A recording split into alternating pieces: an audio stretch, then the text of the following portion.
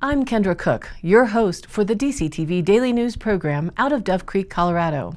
The Dolores County Broadcasting Network is the producer of DCTV with support from the Southwest Colorado TV Translator Association. That's the Special District Association responsible for bringing the area free-to-access TV stations over the air by antenna.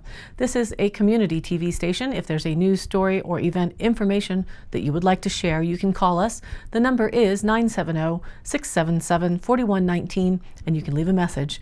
And if you're a business or organization, we welcome you to find out about sponsorship opportunities for banners or video segments run on the channel. This is the Tuesday program for May 12th, 2020, DCTV Daily News.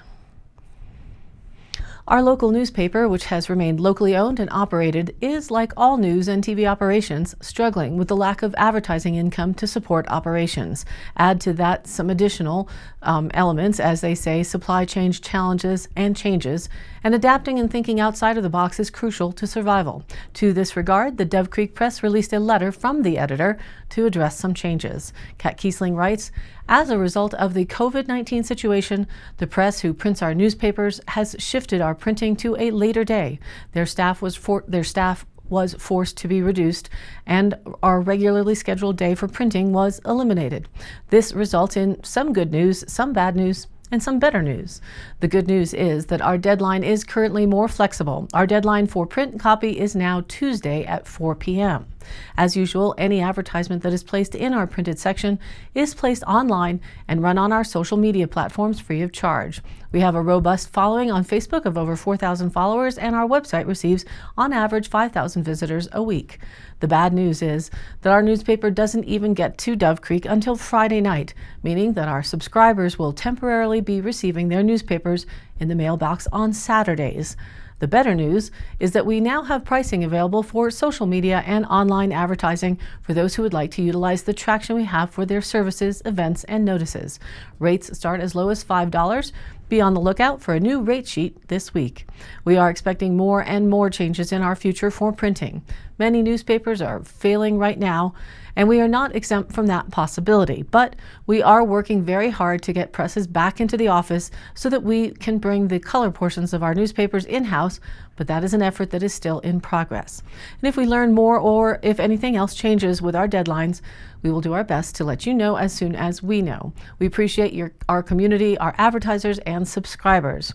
For any questions or to subscribe or reserve your advertising space, contact Kat Kiesling, the publisher at the Dove Creek Press, at 970-677-2214, or online on Facebook, or online on their extensive website, which is dovecreekpress.com. For such a small population, to continue to have the local newspaper is a precious and important aspect of our community to help facilitate communications. Please do help support the DC Press.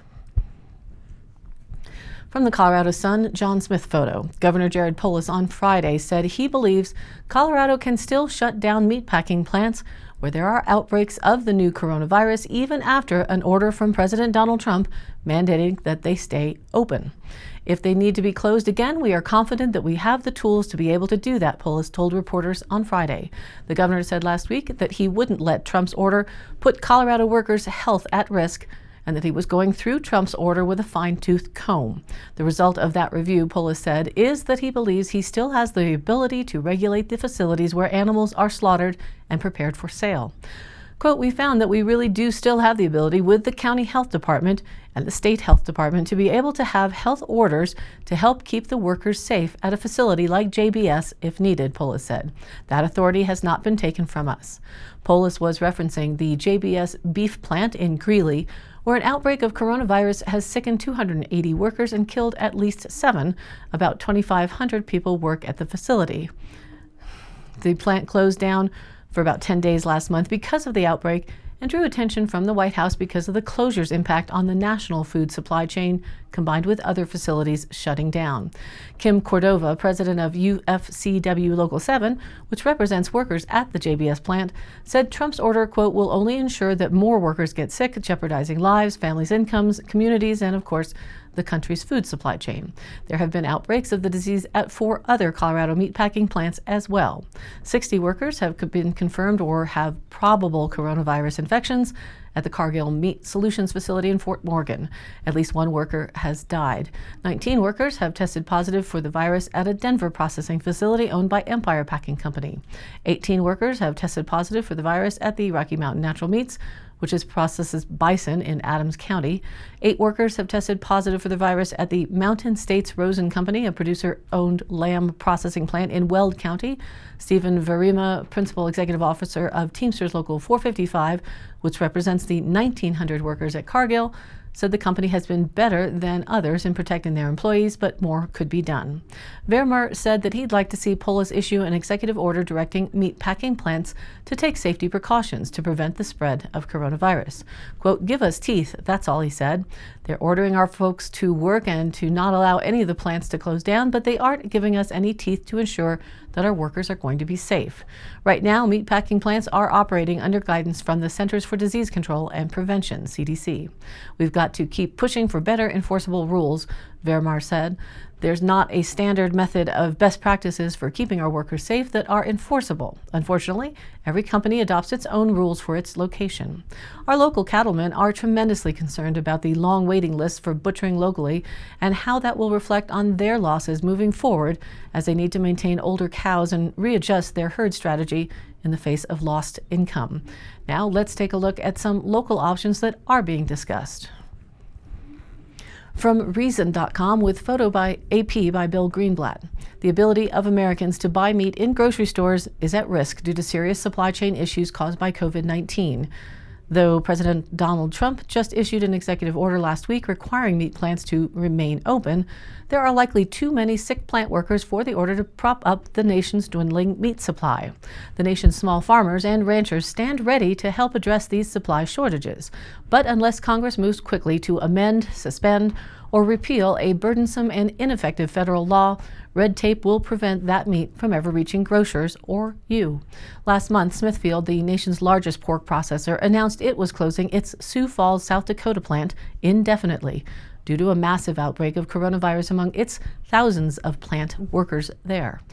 That facility had been processing 4 to 5% of the pork Americans consume every day.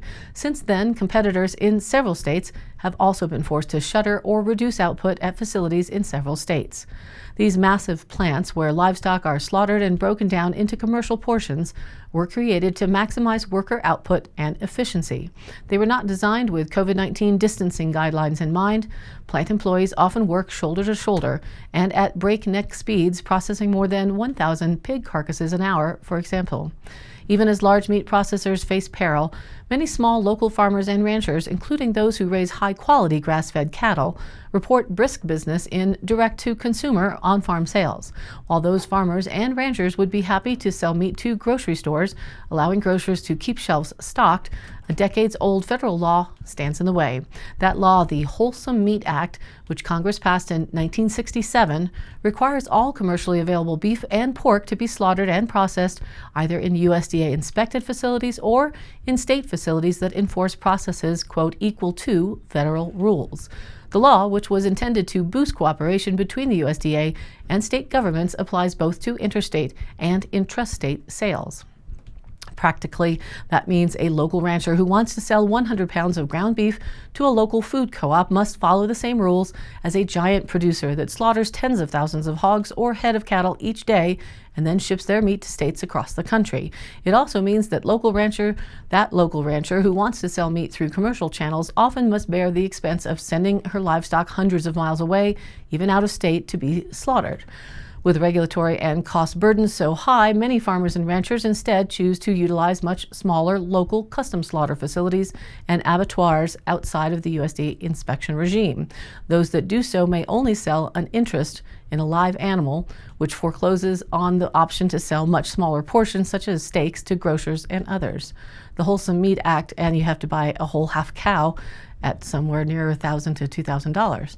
The Wholesome Meat Act and the 1906 law it amended, the Federal Meat Inspection Act, have been blamed for food safety issues and massive consolidation in the industry, with Smithfield, Cargill, JBS, and Tyson, now controlling most of the nation's meat supply. Large producers have cornered more than 80% of the nation's beef market and more than 70% of the pork market. That enormous meat supply is now at risk, but a fix is at hand if Washington acts fast. As we see it, this is one problem: that meat processed in custom slaughterhouses cannot be sold in interstate commerce, with three distinct solutions. First, Congress could move immediately to suspend, amend, or repeal portions of the Wholesome Meat Act to allow intrastate commercial sales of meat processed in custom slaughtered facilities and abattoirs according to the laws of each respective state. Second, Congress could finally pass the PRIME Act, PRIME, a bipartisan bill that would have a similar impact. And third, the USDA may be able to suspend enforcement temporarily of the Wholesome Meat Act's provisions pertaining to the mandatory inspection of intrastate meat processing and sales. Other agencies have suspended enforcing rules due to COVID-19.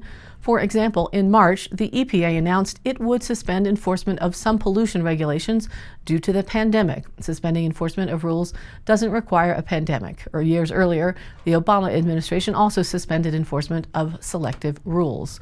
Choosing any of these three approaches would allow that ranchers locally to sell her rancher's ground beef to her local grocer, co-op, or restaurant, along with supplying meat at farmers markets via online sales and through other commercial avenues. On the other hand, choosing to maintain the status quo will harm consumers, smaller ranchers, and grocers while further decimating the nation's meat supply.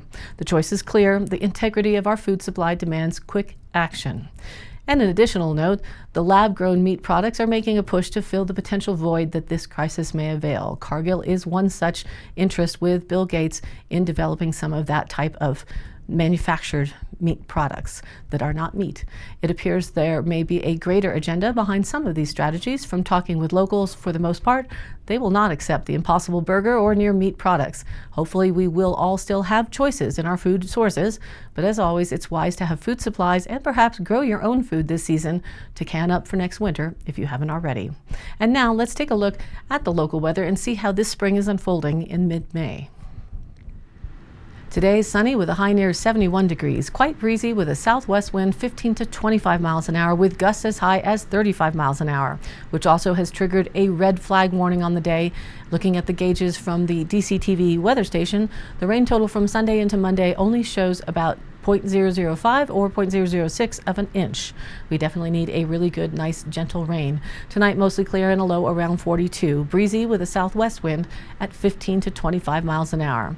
Heading into Wednesday, another windy, sunny day, and the fire weather watch is also now initiated for tomorrow with a high temperature near 69 degrees. Breezy and a southeast wind at 15 to 20 miles an hour. And again, those gusts around 30 miles an hour will make it difficult to work outside.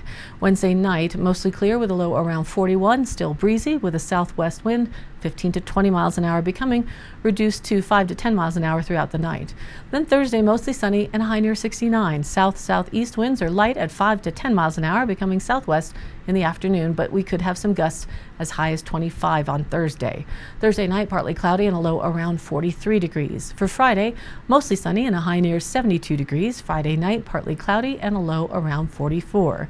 Into the weekend, Saturday sunny and a high near 74 degrees. Saturday night mostly clear and a low around 46. Sunday sunny with a high near 78 degrees. Sunday night partly cloudy and a low around 49. And now back to the news. CPR News reports on the state of workers going back to work and the options of flush unemployment.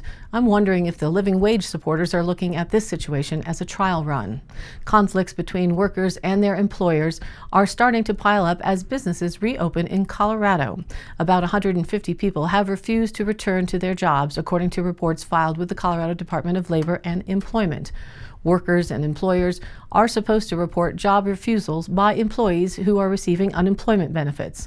Those workers might then lose their unemployment benefits depending on the situation. Employees of salons, retail stores, and restaurants have expressed concerns about returning to work. Some are worried about their health, while others are receiving more money through unemployment than they would at work. So far, the state is largely deciding cases in favor of workers and allowing them to keep their benefits. Officials have reviewed 55 cases. Of those, about 50 of the workers were allowed to keep their unemployment benefits. 5 workers lost their benefits. State officials weigh several factors in each case. Employees might keep their benefits if the work environment is not complying with social distancing, World Health Organization guidelines, or safer at home guidelines. The wages or the job significantly changed.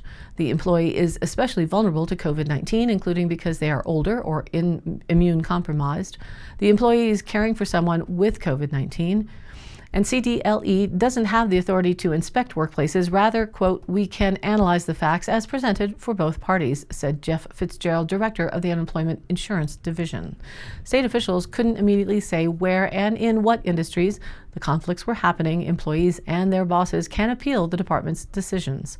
People who lose regular unemployment still may be eligible for the federal Pandemic Unemployment Assistance Program, which offers benefits for people who are caring for children who can't go to school or child care facilities, among other categories. About 279,000 people collected unemployment benefits in Colorado in April, far surpassing previous records. The rate of new claims has slowed but remains at historic highs. And over the last 7 weeks, about 420,000 people have applied for benefits, and the state has approved more than 75% of those applications. News 9 shared the state's information on what to look forward to with regard to farmers markets being opened and available for local commerce. May is the start of farmers market season in Colorado, but it can't just be business as usual. The Colorado Farmers Market Association has new standards for opening. Farmers markets are considered essential, so they are allowed to begin opening and operating, but it can't just be business as usual for market managers and the vendors. The president of the Colorado Farmers Market Association, Martha Sullins, says that they have new guidelines that markets across the state should be following to open safely. The guidelines were developed with the help of the Colorado Department of Public Health and Environment, CDPHE, and local health agencies. Restrictions vary depending on market size and layout, but all are asked to adhere to the applicable guidelines as closely as possible. And among the new standards, there will be fewer people allowed in at one time. Samples won't be allowed at all. Reusable bags may be banned at some markets. Vendors should be wearing masks and gloves. Most vendors will be moving to a touchless payment system. And from masks in Highlands Ranch to curbside pickup on South Pearl Street, you should expect markets across the state to be implementing the new restrictions. Until markets have a strategy to implement the guidelines, many have delayed opening, while others plan to stick to online ordering and curbside pickup through the entire farmers market season. Farmers markets won't be the social experiences we're used to. We're getting used to social distancing, aren't we? But the goal is to keep both vendors and shoppers safe without sacrificing the marketplace. We have yet to hear from the Cortez Market and Dolores Markets when they plan to open, if they do. And here in Dove Creek, there had been several attempts and great effort put into creating a farmers market for local produce and goods here in Dove Creek. If anyone is still wishing to take on the challenge of organizing something like this, please do contact the Dove Creek Chamber at 970-560-2856 to see if we can coordinate efforts for 2020. And today's High Canyon Country happenings. The Dolores County BOCC met this morning through Zoom and is signing and mailing to the governor's office an exemption letter of request. This covers plans and strategies moving forward with regard to keeping public health and safety at the forefront. The highlights are that it requests restaurant openings with restrictions and a plan for the graduation ceremony for the class of 2020. The Department of Public Health led the way on the creation of the letter. The submission must be done in an online format that the Special Projects Manager, Margaret Daves, will complete. During the BOCC meeting, Emergency Management Director Keith Kiesling noted that we are also expecting the state to release business reopening plans and graduating guidelines next Tuesday, which may supersede the county's request, but that submitting this request is a good idea that may not be needed, but all agreed it is better to submit the request and not wait, though the response may take up to 2 weeks. Other topics at the Commissioners' meeting included the Cajon Park gazebo plans and the West Fork Fire Department development of an additional grant for the building of the fire department. Continued discussions were made if pursuing a DOLA grant that would be cumbersome and would delay the process. The information was tabled to next Monday's meeting. Meetings are now available through Zoom. That's an application online to view as the public, so you can sign in and keep your mic closed, and keep your video off, and you can listen in and be aware of what they're doing in real time. Hopefully maybe these videos will also be available on DCTV in the future. They are posted on the Facebook page, DCBOCC, where it has the information where you can sign into the Zoom, and shared on DCTV Daily News. Now, in Cortez, there is a plan in place, courtesy J. Fargo's, and they say, quote, let's bring it in Tri-County. They have a Tri-County chamber. We are calling all of our community members, business owners of all sorts, and Dolores to a call to action on Saturday, May 16th, starting at 10 a.m. and ending at 10:30 a.m. Bring your American flags, bring a sign that shows you support a safe, responsible, and reasonable reopening of our county.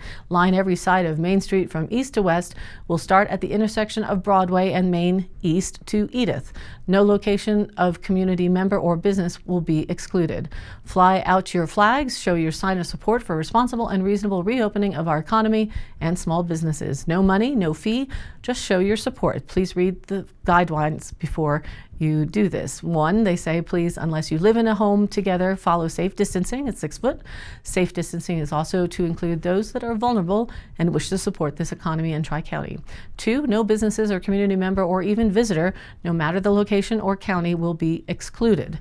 That's why the locations are so wide, to include all of Maine that we could. Number three is there will be news coverage showing our widespread of support both before and during. Your love and support for our beautiful home front will not go unnoticed. Number four, if you feel hashtag safer at home, please stay safe at home. If you feel, number five, if you feel the need to wear a mask and are closer than 6 feet to a person that you do not live with, then please do so. And six, do not impede traffic on roads or sidewalks. Montezuma County has also submitted an exemption request to the governor's office as they move towards reopening local businesses there. And I post up all of these High Canyon Country happenings on our Facebook page, which is DCTV Daily News. You can get also the program here replayed along with the news links and stories of local interests, and you too can share other events or news there and join in on the conversation. This is your local community TV station, so if you have something you would like to share, contact us. The email is dcbnnews@gmail.com or call us at 970-677-4119. Thank you for tuning in to DCTV Daily News. Programs are broadcast Monday through Friday with replays online on our YouTube channel and our DCTV Daily News page on Facebook. And if you do like the program, please like and follow us on Facebook and share it with your friends and family. This has been a production of DCTV for the DCTV Daily News program out of Dove Creek, Colorado, USA. I'm Kendra Cook. Again, thank you for watching.